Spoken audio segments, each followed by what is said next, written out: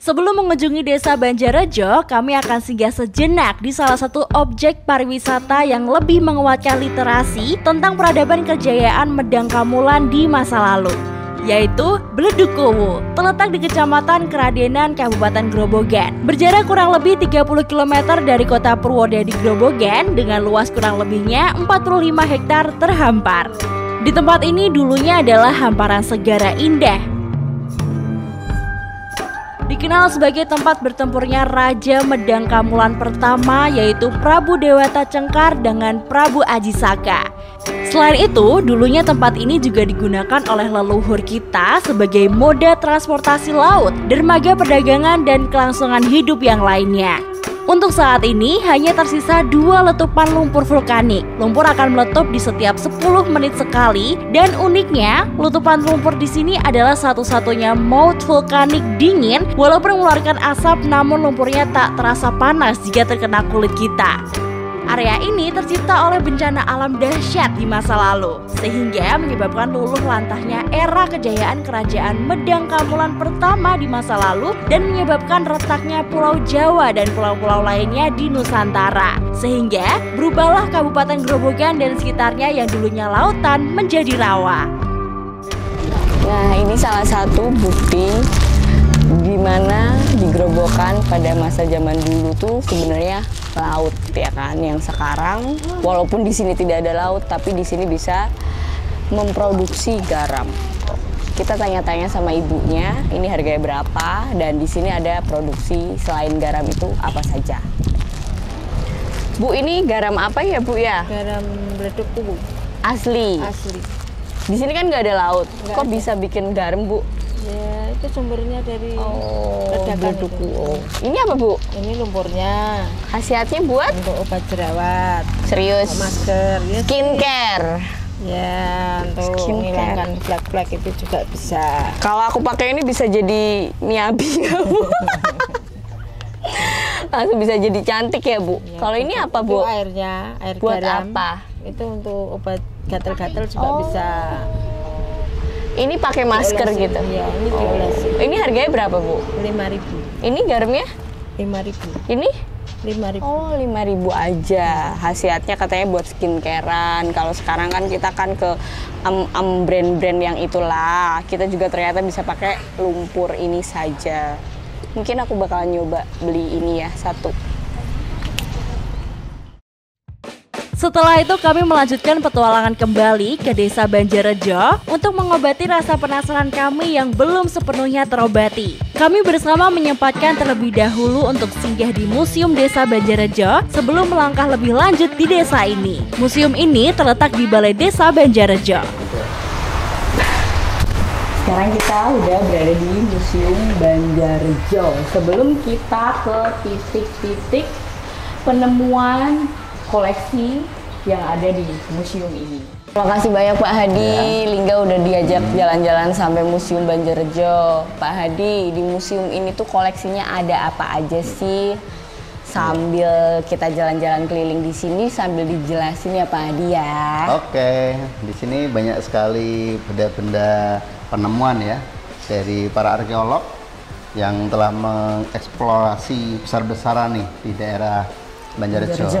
Banyak sekali. Nanti kita akan putar-putar, lihat-lihat berbagai macam benda yang didapat oleh para arkeolog. Sebelumnya nanti bisa dilihat ini ada buku panduan.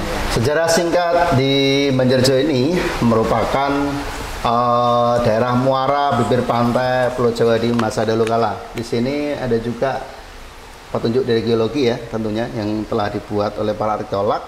Ada berbagai macam proses terbentuknya lembah Sungai Lusi. Jadi di Banjarejo ini ada satu anak sungai purba, yaitu pecahan dari Sungai Bengawan Solo. Dari Sungai Lusi inilah menjadi awal bagaimana masyarakat kita menggunakan air sebagai kehidupan sehari-hari. Dan Sungai Lusi ini pun menjadi muara bibir pantai masuk ke Laut Utara Pulau Jawa atau menjadi dermaga dan dijadikan untuk kegiatan sehari-hari dalam masyarakat kita.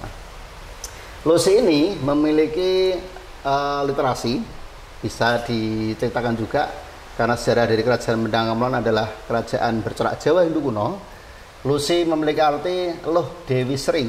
Loh Dewi Sri ini menggambarkan bagaimana tetesan seorang dewi bisa memberi kehidupan untuk kehidupan seluruh yang ada di Arcapada. Dari tetesan Loh Dewi Sri inilah menjadi mata air sungai yang disucikan bernama Lusi. Lusi itu sendiri dalam bahasa Sanskerta memiliki arti indah, elok, cantik, sesuatu yang nggak bisa digambarkan deh secara litas, tapi bisa dirasakan menjadi sebuah daya tarik tersendiri. Sampai para dewa aja mau berpiknik ria datang ke Grobogan lewat menyusuri jalur Kali Lusi itu. Saking indahnya, ya kan? Dan Lusi juga disucikan oleh orang-orang masyarakat kita, tempat untuk membersihkan diri dari karma-karma, atau mungkin dia memiliki ucap janji. Dengan air suci Lusi itu mereka bisa terbebas dari sumpah janji yang mungkin tidak mengenakan. Sungai aliran Lusi itulah mampu menjadi daya tarik flora dan fauna yang ada di sekitar daerah pegunungan Kendeng Utara Pulau Jawa. Jadi bisa dikatakan Banjarjo ini menjadi satu dengan Blok Cepu dengan adanya penemuan-penemuan fosil yang begitu banyak karena aliran sungai mata airnya yang dahulu dijadikan mata kehidupan. Tidak hanya manusia ya, tapi ternyata hewan dan tumbuhan termasuk flora fauna berkembang pesat di daerah Banjarjo ini. Maka kita nggak heran kalau Blok Cepu ini menjadi pusatnya ladang minyak Nusantara. Termasuk paling besar ya di sini ya, karena sejarah peradabannya ini. Ini ada peta migrasi perpindahan dari gunung sampai ke muara bibir pantai Grobogan.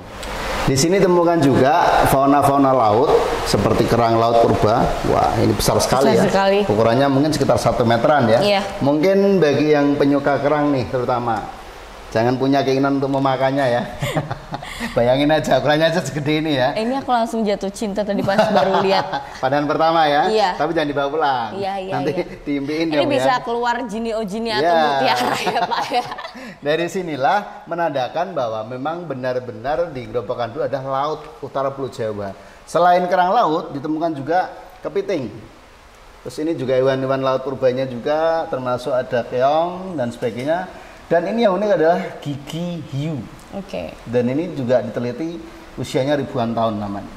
Cuman kalau kayak seperti keong-keong yang kecil ini masih sampai saat ini masih kita ada ya. Kalau untuk ini gambar-gambar sungai yang ada di sekitar sini Pak Hadi ya. Betul sekali. Ini yang membuat daya tarik bagaimana manusia purba yang menomaden berbeda tempat menyusuri Sungai Bengawan Solo, dan mereka hidupnya dari memancing ikan, berbudidaya meramu, mencari sumber makan yang tidak pernah habis di masa lampau, yaitu Laut Utara Pulau Jawa yang ada di Banjarjo sini.